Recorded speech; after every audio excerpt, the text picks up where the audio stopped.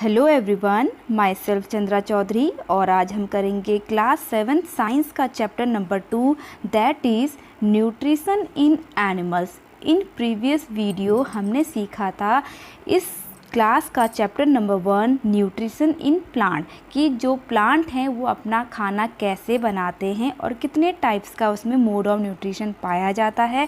And same चीज़ कि animals में nutrition कैसे होता है, वो कैसे अपना खाना लेते हैं, कैसे उसका डाइजेशन होता है, ये सब सीखने को आपको इस चैप्टर में मिलेगा। चलिए स्टार्ट करते हैं बिना किसी देरी के।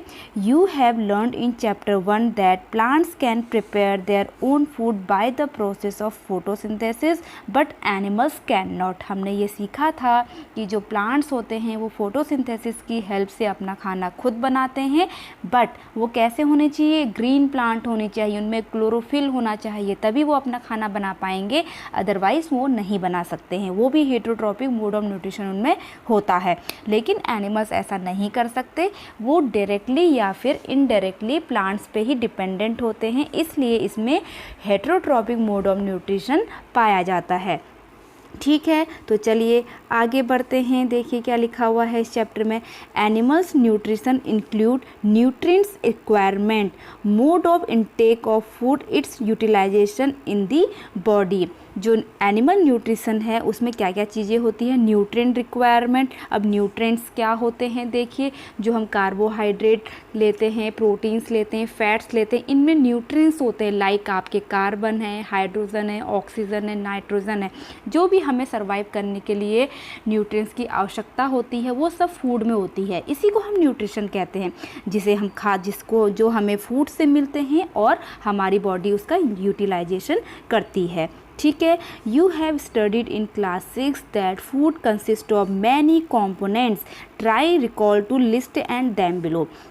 मैंने प्रीवियस चैप्टर में भी आपको कंपोनेंट्स ऑफ जो फूड है वो बताए थे, अभी भी बताए क्या होते हैं, carbohydrate, proteins, fats, vitamins, minerals, water, roughage, ये सब आपके क्या होते हैं, न्यूट्रिशन होते हैं।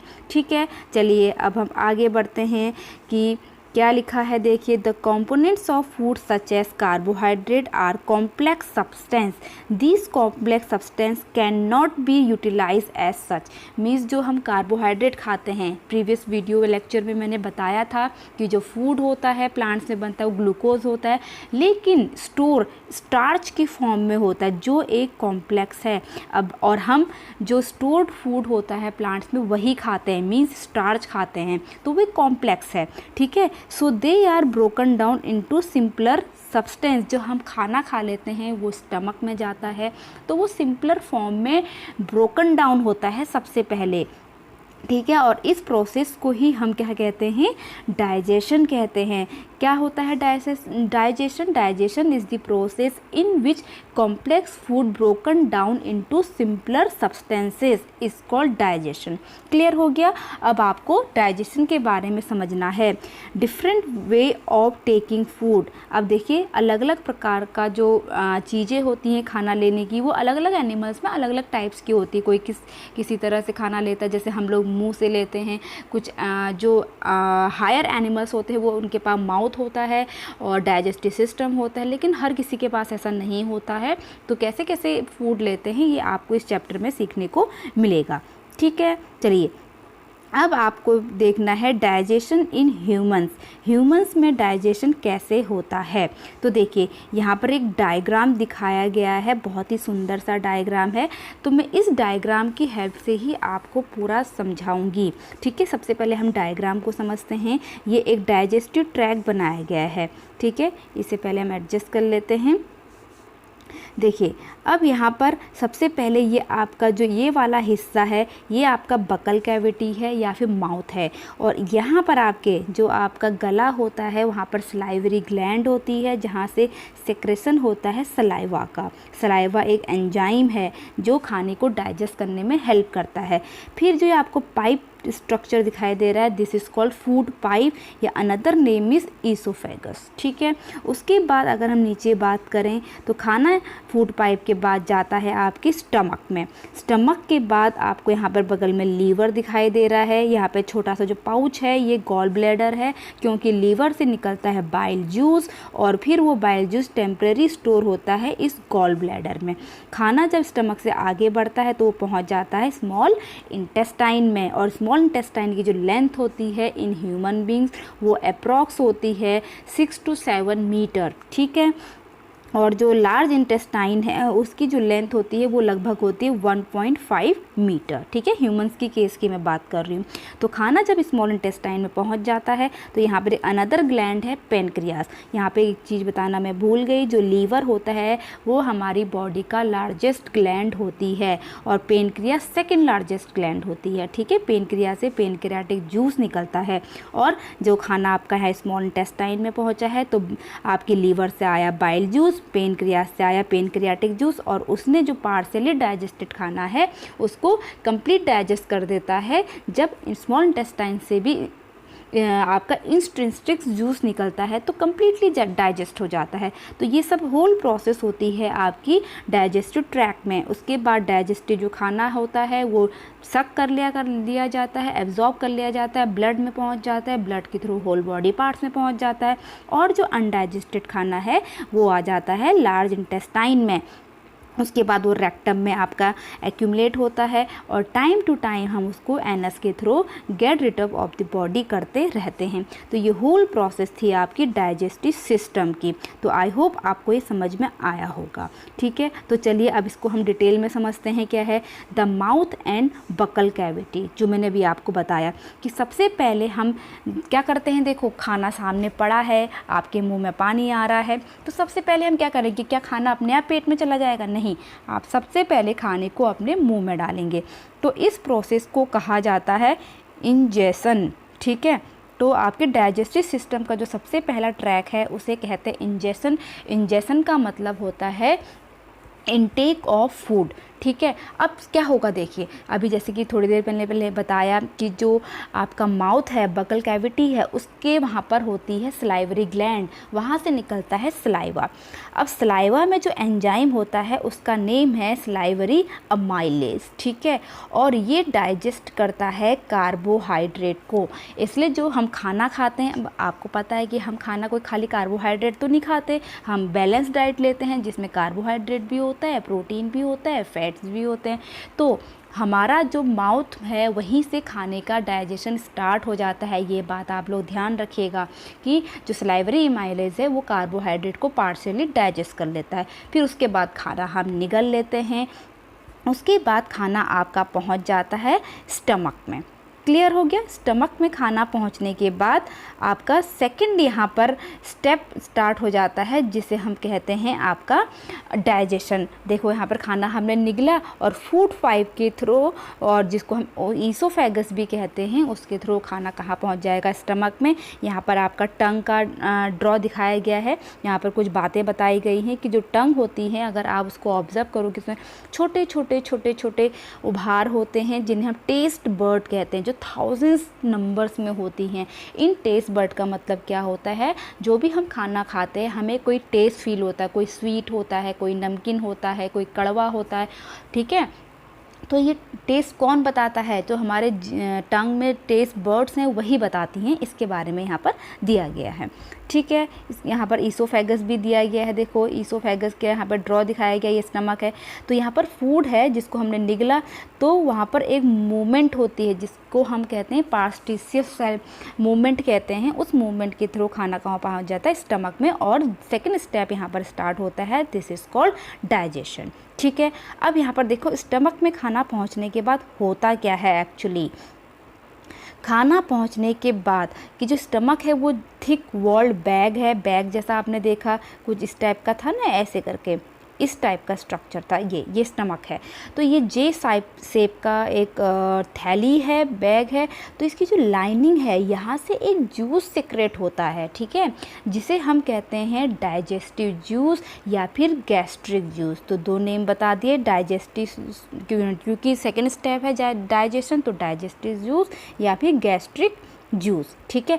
इस गैस्ट्रिक जूस में होते हैं HCl। HCl एक क्या है, हाइड्रोक्लोरिक एसिड है, और होता है आपका ठीक है, प्रोटीन को डाइजेशन करने के लिए पेप्सिन होता है, एंड एक और चीज़ होता है म्यूकस इस जूस में। तो होता क्या है, देखो जो खाना यहाँ पर पहुँचा है, तो गैस्ट्रिक जूस में जो HCl है, जो आपका एसिड है, वो हमारे खाने के साथ जो भी जर्म्स गए होते हैं ना, उसको क्या करता है, वो किल कर लेता है, ठीक है।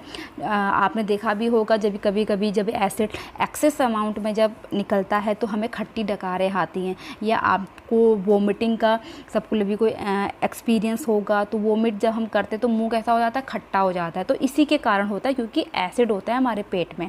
और जो पेप्सिन है ये प्रोटीन को डाइजेस्ट करता है, एंड जो म्यूकस है, म्यूकस का काम होता है कि जब HCl एक्सेस अमाउंट में सेक्रेट हो जाए तो लाइनिंग ऑफ वॉल को वो प्रोटेक्शन प्रोवाइड कराता है, ठीक है। तो खाना यहाँ पर जो है वो क्या हो गया है, पार्शियली डाइजेस्ट, मीन्स कार्बोहाइड्रेट हल्का डाइजेस्ट हो गया है with the help of salivary amylase, और पेप्सिन की हेल्प से प्रोटीन भी आपका पार्शियली डाइजेस्ट हो चुका है।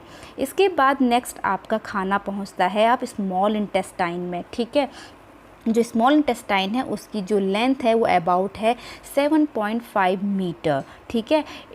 और मैंने कहा था ना कि जो लीवर है, लीवर से आता है बाइल जूस, एंड पेनक्रियास से आता है पेनक्रियाटिक जूस। अब इनके भाई क्या वर्क हैं, जैसे कि मैंने पहले भी बताया कि जो बाइल जूस जब लीवर से सेक्रेट होता है तो वो टेम्पररी स्टोर होता है गॉल ब्लैडर में, ठीक है। और इसका जो रोल है वो है डाइजेशन ऑफ फैट। जो बाइल जूस जो डाइजेस्ट करेगा वो किसको करेगा, फैट्स को करेगा। उसी तरह से जो पेनक्रियाटिक जूस है, इसमें आप ये पेनक्रियाटिक जूस भी जो हमारे खाने के साथ थोड़े बहुत क्या होते हैं, कार्बोहाइड्रेट, प्रोटीन, फैट्स है, जैसे कि मैंने बताया कि पार्शियली डाइजेस्ट हुए हैं, कंप्लीटली नहीं। तो ये सबको डाइजेस्ट करने में हेल्प करता है। अब खाना यहाँ से हमारा आगे बढ़ता है, स्मॉल इंटेस्टाइन में थोड़ा और आगे जाएगा, वहाँ से एक और जूस निकलता है जिसको हम इंस्ट्रिंसिक जूस कहते हैं, जिससे खाना आपका कंप्लीटली डाइजेस्ट हो जाता है। तो यहाँ पर हमारा सेकेंड स्टेप भी ख़त्म होता है। पहला स्टेप क्या था, इंजेशन, मतलब इनटेक ऑफ फूड। दूसरा स्टेप क्या था, डाइजेशन, मीन्स खाने का कंप्लीट डाइजेस्ट हो जाना। इसके बाद जब खाना डाइजेस्ट हो गया, अब देखिए खाना डाइजेस्ट होने का मतलब क्या है, समझ रहे हो। जैसे कि मैंने बताया था कि कार्बोहाइड्रेट खाते हैं हम, प्रोटीन खाते हैं, फैट्स खाते हैं, तो ये कॉम्प्लेक्स फूड है बेटा। तो उसके बाद क्या होगा, जो आपका कार्बोहाइड्रेट है वो ग्लूकोज में चेंज हो जाता है, जो फैट्स है वो फैटी एसिड में चेंज हो जाता है, एंड प्रोटीन अमीनो एसिड में चेंज हो जाता है। ये सिंपलेस्ट फॉर्म है। तो स्मॉल इंटेस्टाइन में हमारा खाना इन सब सिंपलेस्ट फॉर्म में ब्रेक डाउन हो चुका है। अब उसके बाद थर्ड स्टेप आता है जिसको हम कहते हैं absorption in the small intestine, ठीक है। The digested food can now pass into the blood vessels in the wall of intestine. This process is called absorption. Actually क्या होता है ना, जो स्मॉल इंटेस्टाइन है वहाँ फिगर लाइक आउटग्रोथ होती है, फिंगर लाइक, ठीक है, जिनको हम कहते हैं विलाई, जो क्या होती हैं, एक ब्लड वेसल्स होती हैं। तो खाना जो यहाँ जब आता है वो फैटी एसिड है, ग्लूकोज है, अमीनो एसिड है, तो ये ब्लड वेसल्स उसको एब्जॉर्ब कर लेती है। देखो, तो इस प्रोसेस को हम क्या कहते हैं, एब्जॉर्प्शन। उसके बाद आपका नेक्स्ट स्टेप आता है, this is called assimilation. Assimilation क्या का मतलब क्या है, देखो एसिमिलेशन का मतलब है कि खाना जो आपका एसिमिलेशन का मतलब होता है जो खाना एब्जॉर्ब हुआ है ब्लड वेसल से, उसका आपकी होल बॉडी पार्ट्स तक पहुंच जाना। इस प्रोसेस को कहते हैं आपका एसिमिलेशन। अब इसके बाद लास्ट स्टेप आता है आपका, जिसे हम कहते हैं इजेशन, ठीक है।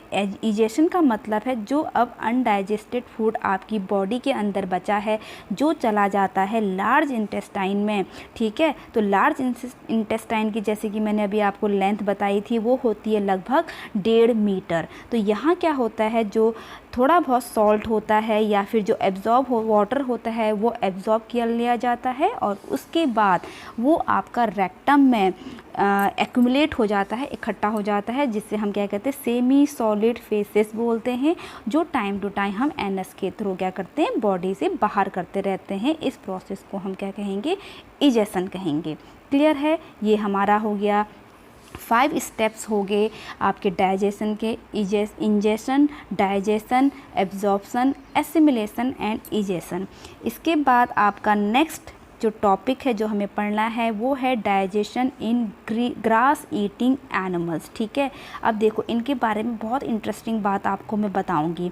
यहाँ पर एक ग्रास ईटिंग एनिमल्स आपको दिया गया है। ठीक है, एक्चुअली ग्रास क्या होती है ना, ग्रास में आपका जो खाना स्टोर होता है वो होता है सेलुलोज की फॉर्म में, जिसको हम लोग डाइजेस्ट नहीं कर सकते। ये बहुत ही कॉम्प्लेक्स फूड है और एनिमल्स कर लेते हैं। वो कैसे करते हैं, क्योंकि इन एनिमल्स की जो पेट है, स्टमक है, ठीक है, डाइजेस्टिव ट्रैक है, वहाँ पर बैक्टीरिया पाए जाते हैं जो इस सेलुलोज को क्या कर लेते हैं, ब्रेक डाउन कर लेते हैं। आई होप आपको समझ में आ गया होगा। अब ये जो एनिमल है इसकी एक और ख़ास बात है, अगर आपने ऑब्ज़र्व किया होगा तो क्या होता है, जो एनिमल्स होते हैं ना वो पहले घास खाते हैं और सारा इकट्ठा कर लेते हैं अपने स्टमक में। उस वक्त वो खाना चबाते नहीं हैं। उसके बाद क्या करते हैं, जब वो बैठ जाते हैं तो या फिर खड़े ही रहते हैं, जब खाना पूरा निगल लेते हैं उसके बाद वो ब्रिंगिंग बैक उस फूड को अगेन अपने माउथ में लाते हैं, देन उसको चबाते हैं। ठीक है, और इस प्रकार जो इस टाइप के जो एनिमल्स होते हैं उन्हें हम कहते हैं रूमिनेंट्स एनिमल्स। ठीक है, तो ये हो गया आपका रूमिनेंट्स एनिमल्स के बारे में। और उसके बाद आपका दिया है यहाँ पर थोड़ा बहुत अमीबा के बारे में कि अमीबा कैसे खाना लेता है। सबसे पहले मैं अमीबा के बारे में बताऊँ तो ये एक यूनिसेलुलर ऑर्गेनिज्म है। यूनिसेलुलर मतलब एक ही सेल का होता है जो हमें अपनी नेकेड आई से नहीं दिखाई देता है। तो इसकी जो सेल होती है ना, ये अपना शेप चेंज करती रहती है। तो जैसे कि आपको दिखाई दे रहा है कि कोई भी खाने का जो पार्टिकल्स होता है तो वो आपके ये अमीबा क्या करेगा, अपने बॉडी को इस तरीके से बना लेता है। इसे कहते हैं हम सीडोपोडिया। ठीक है, बहुत ही इंपॉर्टेंट है सीडोपोडियम, इसे हम कहते हैं सीडोपोडिया। और तो ये क्या करेगा, अपनी बॉडी को इस तरह से ले लेगा और खाने को ट्रैप कर लेगा और खाना इसकी बॉडी के अंदर चला जाता है। फिर उसके अंदर से डाइजेस्टिव जूस निकलता है, ये आपका फूड वैक्यूल है जिसके अंदर खाना है। ठीक है, फूड वैक्यूल से डाइजेस्टिव जूस निकलेगा जो इस फूड को क्या करेगा, ब्रोकन डाउन कर लेगा। उसके बाद क्या होगा, जो फूड अनडाइजेस्टेड फूड है इसी तरह से बॉडी से बाहर कर लिया जाता है, जिस तरीके से अंदर लिया है उसी तरह से बाहर कर लिया जाता है। तो इस तरह का डाइजेशन पाया जाता है आपका अमीबा में। ठीक है, तो ये था आपका होल चैप्टर। आई होप आप लोगों को समझ में आया हो और आप लोगों के लिए काफ़ी हेल्पफुल रहा हो। अगर वीडियो अच्छा लगा हो तो please hit the like, leave the comment, subscribe to my channel and press the bell icon. मैं मिलूंगी अपनी नेक्स्ट वीडियो के साथ, नए चैप्टर के साथ, चैप्टर नंबर 3। तब तक के लिए स्टे ट्यून, बाय बाय।